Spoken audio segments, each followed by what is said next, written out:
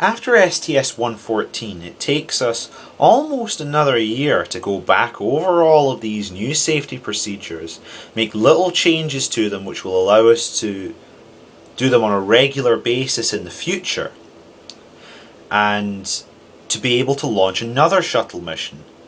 STS-121, which launched on Independence Day 2006 under the command of Steve Lindsay, was the second return to flight test mission. After STS-121, we could start ISS assembly flights again. But 121 redid all of STS-114's mission objectives, the 360 roll, the RPM, did a couple of spacewalks on the station, and then came home. We resupplied it and then came home.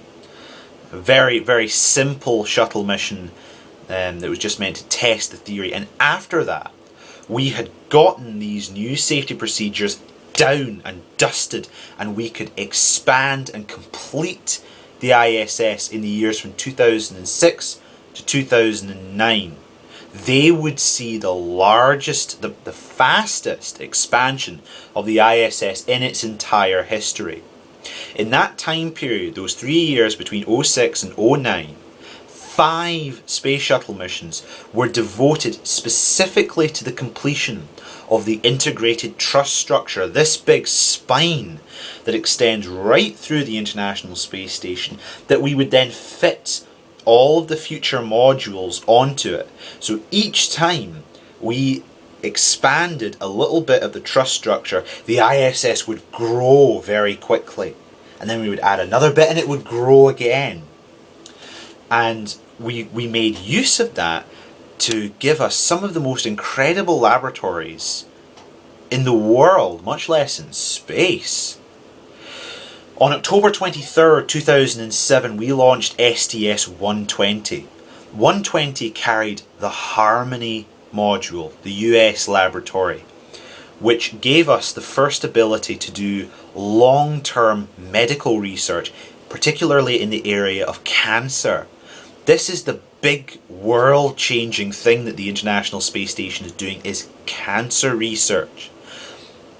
Right now, if you're diagnosed with cancer, in the long or the short term, it's a death sentence. Your lifespan will be cut in half.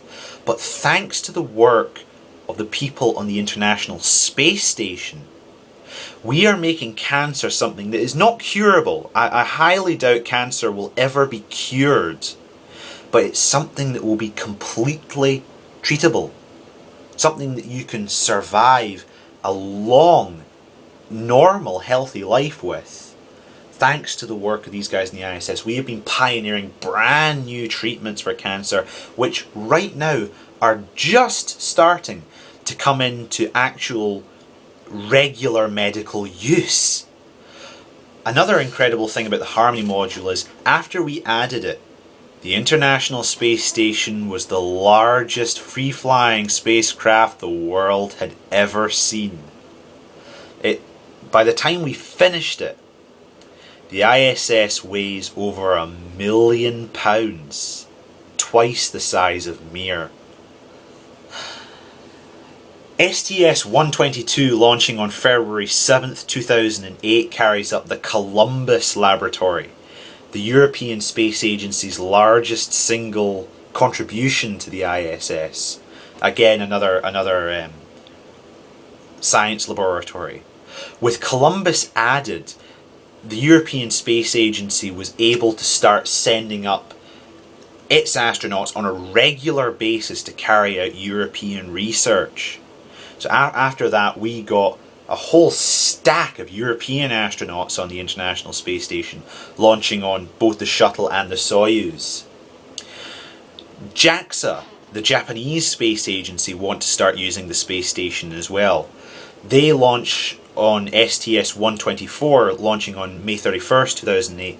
They launched their Kibo module, the largest laboratory on the space station, which almost doubled our ability for scientific research. And we start sharing our modules. It's not just NASA that use Harmony, ESA that use Columbus, JAXA that use Kibo. We all start sharing.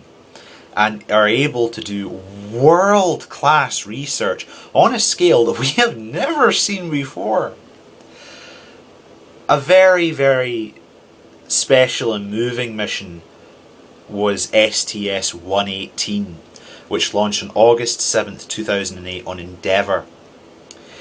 On that mission, Endeavour carried up a very, very special astronaut with a mission objective that would finally allow the crew that we lost on Challenger to rest in peace. Barbara Morgan was our teacher in space.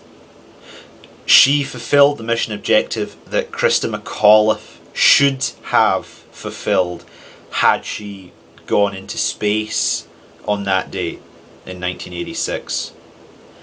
And she beams lessons down from orbit as STS-118, as the rest of her crew on 118 goes to work expanding the International Space Station. As we finished off the year 2008, we are getting ready for one of the most exciting shuttle missions ever. STS-125, which would be the final mission to visit Hubble.